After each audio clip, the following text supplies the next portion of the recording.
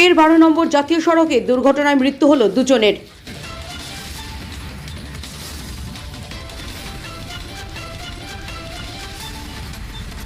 জাতীয় সড়কে একের পর এক দুর্ঘটনা যেন পিছু ছাড়ছে না। রানাঘাট পুলিশ ডিস্ট্রিক্টের পক্ষ থেকে বারংবার সচেতনমূলক প্রচার করলেও এড়ানো যাচ্ছে না দুর্ঘটনা। এদিন ঘটনাটি ঘটে শান্তিপুর থানার ফুরিয়াপাড়া তারক ব্যানার্জি এলাকার 12 নম্বর জাতীয় সড়কে। সূত্রের খবর, 12 নম্বর জাতীয় সড়কে একটি ডাম্পার খারাপ অবস্থায় সার্ভিস রোডে দাঁড়িয়েছিল।